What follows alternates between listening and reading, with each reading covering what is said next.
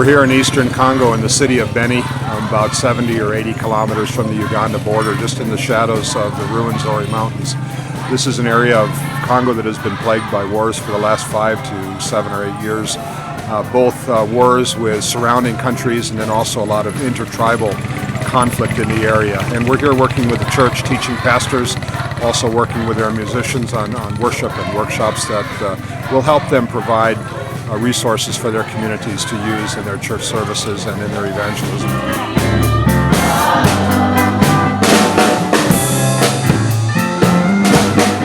For the past 5-6 years, the country of the Democratic Republic of Congo has been going through a difficult time as armies from neighboring countries came in to fight. It is estimated that over 3.5 million people have died or been killed during these 5-6 years. By God's grace now we have a government of transition that has been installed since June last year. And that government is bringing peace and hope now in a country, a place that has been shattered by hopelessness and helplessness. Now people experiencing peace, and for the first time people can live in peace with one another. Now is the time for the church to come and lead the rebuilding of this nation. The church needs to develop all the ministries, women's ministry, men's ministry, children's ministry, youth ministry. We need to develop a discipleship, but the churches do not do all of these things. So it is time that people come together from various churches to help develop these ministries of the church.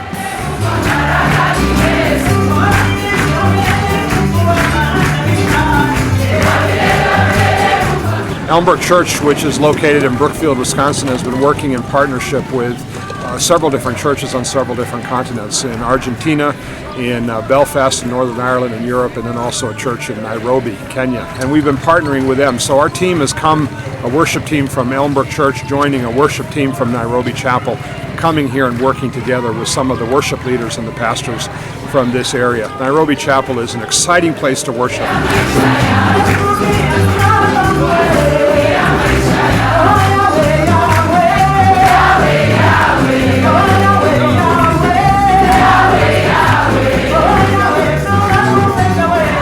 Planned early on to worship at Nairobi Chapel for their Sunday services, which were an absolute delight, and then get together with their worship team to prepare for heading into the Congo.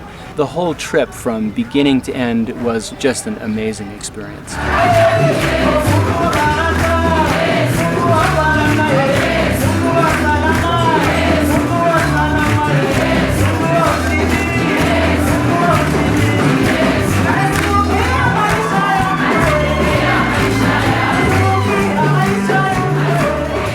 Congolese music is noted for its vivacity, and you really see that in the worship of the churches. People coming and just joining in songs of joy and worship and praise, because that is the hope that they have found in the midst of all of their despair.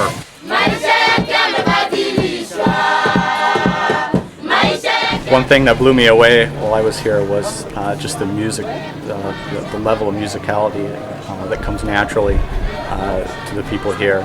We heard some young kids singing, and it was just fantastic. 3-part harmony, nothing out of tune, rhythms together.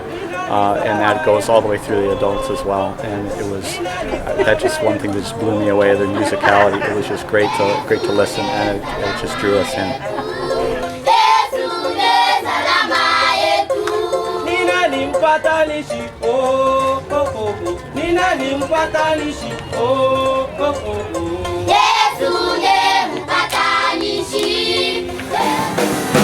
Wonders beyond our galaxy. You are holy, holy. The universe declares your majesty. You are holy.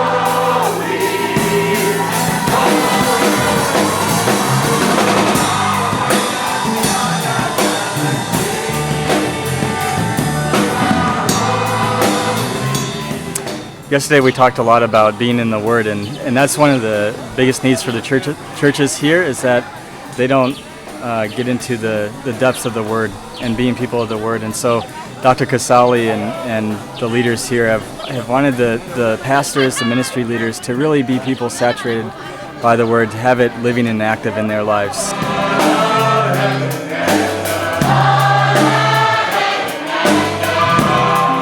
It's exciting for us to be here in Congo because we're planning on working together to help the church here to develop leaders and to make a lasting investment over the next few years. We came yesterday or 2 days ago, and when we came in here, we heard a song that was da da da da da da da da da da. You know, I would like us all to sing. You sing in your language, we will sing in our language. Our instruments will play with your instruments, and we will make a joyful noise to God. Are you ready? Yes. Let's stand up. My name would be Justin Kroll. I came out here to play drums on the Africa and Congo trip, and found that in the Congolese music and with the Congolese drummers that the drums are really the biggest part of the worship and the biggest part of the music, because there's not always electricity, so the only thing that's guaranteed is that there will always be drums.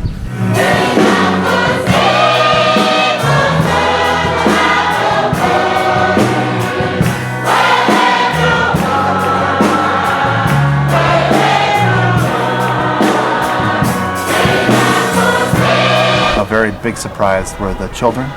The fact that they were so attentive to what we were doing. They wanted to touch us, shake our hands, touch our hair. They would laugh, they would dance, they would clap. They just had this joy about them, even considering the situations they were in. Some of these kids live in distressing circumstances, and it's very difficult to see that.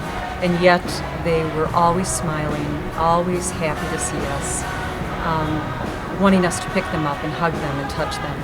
I remember one instance where a little boy was rubbing my hand, and then he would look at his hand, and then he would rub the back of my hand and look at it, almost as if there's got to be some way to get this white that's covering up the black skin underneath it.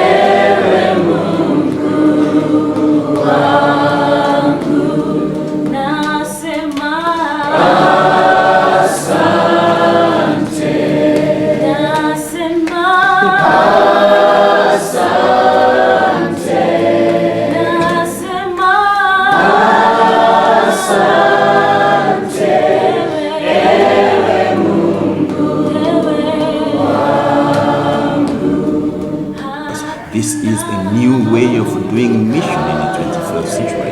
Together as brothers and sisters, we get into kingdom work, and together as brothers and sisters, we strengthen the church. Thank you very much for coming with me to do these workshops.